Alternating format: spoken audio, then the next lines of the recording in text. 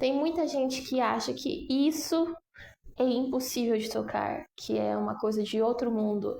Gente, partitura não é coisa de outro mundo. Vem comigo que eu vou te ensinar um dos símbolos principais da partitura para você começar a ler e começar a desenvolver isso ainda nesse vídeo. Primeiro, o que é a partitura? A partitura é um mapa onde a gente escreve as notas e o compositor, ele escreve da maneira que ele quis tocar através da partitura. Então lá a gente tem a questão do tempo, a gente tem a questão das notas, aonde vai subir e vai descer, aonde vai estar alto, vai estar baixo. Então a partitura é onde engloba tudo na música, tudo. Por isso que ela é tão importante. Vamos começar pelo pentagrama. O pentagrama, ele é aonde as notas são escritas, que é isso daqui, o pentagrama, tá vendo? Que ele tem 5 linhas e 4 espaços. Todas as notas, toda a parte teórica fica nesse pentagrama. Então, esse pentagrama é muito importante mesmo na música. Então, você precisa saber o nome dele e ele serve para isso. Eu já vou dar um adendo, né, uma adiantada, que no pentagrama, quanto mais as notas são para cima, são mais agudas, e quanto mais para baixo, mais graves elas são. Certo? 2. O segundo símbolo que eu trouxe hoje, as claves. No piano, a gente usa duas claves, a clave de Sol e a clave de Fá. A gente também tem a clave de Dó, mas a clave de Dó a gente não tem muito uso no piano, então vamos falar sobre essas duas claves. A clave de Sol, geralmente ela é tocada no começo, né, das aulas, ela é usada mais na mão direita, e a clave de Fá é usada mais na mão esquerda, mas isso não é uma regra, certo? Mas o que é uma regra, Gabi? Professora Gabriela, a clave de Sol sempre vai tocar as notas agudas, né, mais pro meio do piano adiante, e a clave de Fá sempre vai tocar nos graves. Sempre vai tocar mais ou menos ali da do meio do piano pro lado esquerdo. Então, essas são as funções das claves. E a gente tem a chave que liga essas duas. Então, a clave de Sol, ela é essa daqui, que eu vou deixar aqui desse lado. Essa é a clave de Sol. E essa é a clave de Fá. Então, muito importante saber delas para a gente começar a ler partitura, a gente começar a saber qual mão que a gente vai tocar. É muito importante a gente começar por aí, pelas claves. Certo, vamos para o 3. As figuras rítmicas. As figuras rítmicas, tudo depende do compasso, mas eu vou falar com a unidade de tempo com 4, por exemplo, 4x4. Vamos começar pelas... A gente tem várias, né? A gente tem a semibreve. Então, a gente tem a semibreve, que é essa bolinha. A gente tem a mínima, que é essa. A gente tem a semínima. A gente tem a colcheia, a semicolcheia, a fusa e a semifusa. São todas as subdivisões que a gente tem. Vamos pensar numa pizza. Tudo começa com a semibreve, a redondinha, e ela vai se dividindo cada vez mais no meio. Então, por exemplo, a semibreve se dividiu no meio, que virou duas mínimas. A mínima se dividiu no meio, que virou duas semínimas. A semínima se dividiu no meio, que virou duas colcheias. A colcheia e assim vai. Deu para entender? Se a gente pegasse um compasso 4x4, por exemplo, que geralmente é quando eu começo, a colcheia valeria 4. Então, metade de 4 vai ser o quê? Vai ser 2. Metade de 2 vai ser 1. Metade de 1 vai ser meio. Então, assim a gente vai ter o tempo dessas notas. As figuras rítmicas são muito importantes para a gente saber como que vai ser o ritmo na música, e isso determina muita coisa. 4. As pausas. Da mesma forma que a gente tem os valores rítmicos, a gente também tem as pausas. As pausas são tão importantes quanto os sons. Por quê? Porque pode entrar um instrumento, pode entrar um tempo, pode entrar uma outra mão.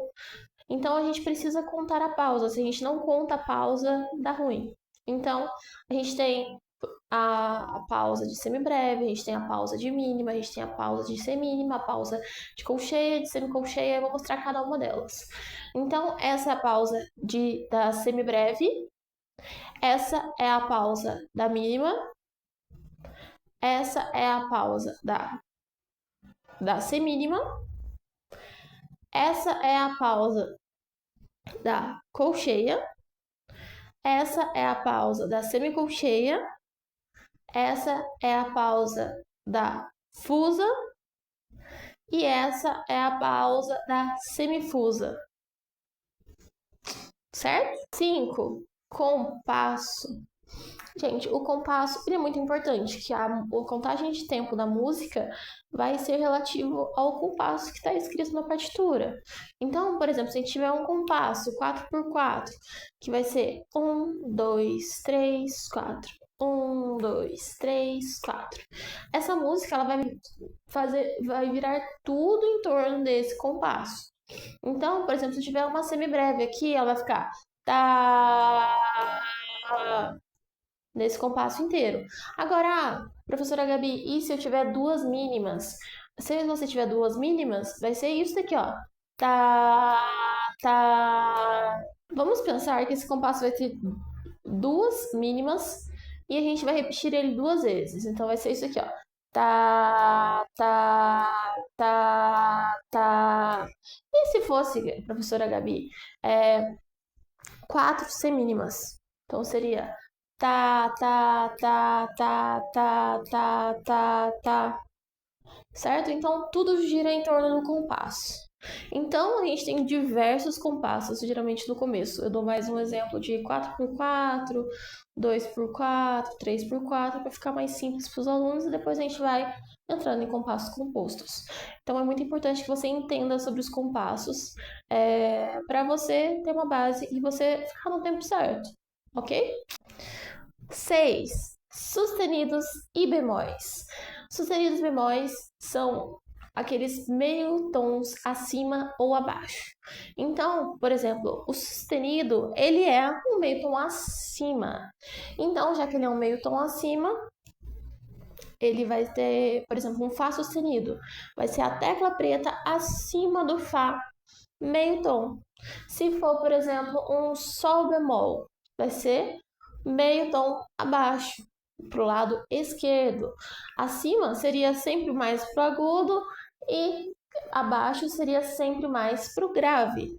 Certo? Conseguiram entender? Se ficar alguma dúvida também pode mandar mensagem aqui embaixo que eu respondo. 7. Ligadura.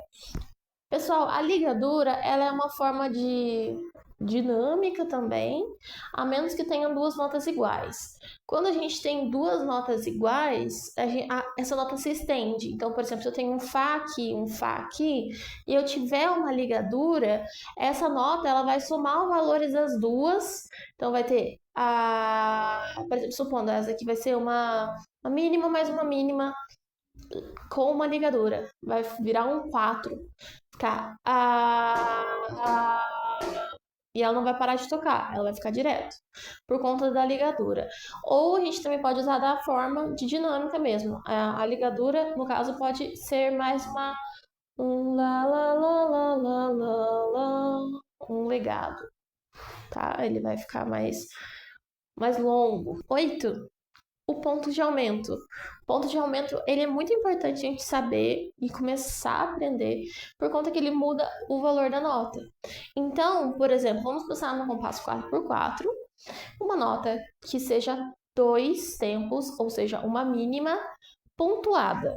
O ponto de aumento, ele pega o valor da nota mais metade do valor dessa nota e faz essa nota valer esse tempo inteiro. Então, ou seja, a mínima é 2 tempos, colocou o ponto na frente, vai ser a mínima mais metade do valor dela. Então, quanto que é metade de 2? 1. 2 mais 1, 3. Então, se vocês virem uma mínima pontuada no compasso 4x4, por exemplo, ela vai valer 3 tempos. Então, isso muda tudo, isso muda muito o tempo da música, certo? 9. A expressão musical, dinâmica. Professora, o que eu faço para ter a expressão musical? Aí a gente entra da parte que eu, sinceramente, gosto muito, que são o crescendo, decrescendo, piano, pianíssimo, forte, fortíssimo. Vamos falar por partes. O crescendo, ele vai do mais baixo para o mais alto. Então é como se eu começasse a falar assim. E o decrescendo, a gente começa alto e termina baixo. Eu tô começando a falar assim. Compreenderam? Isso seria a dinâmica. Então, por exemplo, se fosse tocar uma música, seria. Ela vai aumentando, certo? E, professora, como que eu sei se eu tô tocando a música forte ou alto demais? Como que eu sei? A gente vai seguir essa tabelinha aqui. Piano, pianíssimo, piano, forte, fortíssimo, mesoforte e assim vai. O P do piano, ele é um som mais quietinho, mais baixo. Então ele é como se fosse cochichando, principalmente o pianíssimo. Então fazer o pianíssimo é muito difícil, fazer esse som um pouco, né, com um som baixo é difícil. E a gente vai evoluindo. O piano, ele é um pouco mais alto do que o pianíssimo. E assim vai. O F forte, que é um som mais alto, um som mais potente. FF, fortíssimo, é um som mais potente ainda. Então, essa é a parte da dinâmica. Então, isso a gente tem que trabalhar bastante. 10. Articulações e como tocar. Vamos começar pelo legato primeiro, que eu vou falar. O legato, eu já falei ele anteriormente, ele tem a função de aumentar a nota também, ou ele tem a função de deixar a nota mais juntinha. Ou seja, ele vai deixar um pouco mais de, vamos dizer, um pouco mais melodramático, vamos dizer assim. Ele vai ficar conectado e fluido. Diferente do staccato, que eu vou falar agora. O staccato, ele vai ser curto e destacado. Então ele vai deixar a nota mais tu. Os dedos não vão ficar colando muito um no outro, ele vai ficar mais solto, estacado. Agora vamos falar um pouco sobre a fermata. A fermata, ela geralmente é usada no final da música, que é quando é para finalizar, geralmente, né? Porque você vai segurar um pouco mais a nota e você vai estender essa nota. Então, geralmente, no final da música, mas às vezes se encontra assim no meio da música, mas geralmente é para finalizar, arrastar mesmo aquela nota. Então, pessoal, esse foi o vídeo. Eu espero que vocês tenham gostado. Se você gostou, siga o meu canal, comente aqui embaixo. Eu fiz com o maior carinho para vocês. E se você gosta, se você tiver alguma dúvida, pode perguntar. Se você gostar, entra no meu perfil, tem outros vídeos relacionados. E eu espero que vocês tenham gostado desse pequeno resumo dos símbolos da partitura.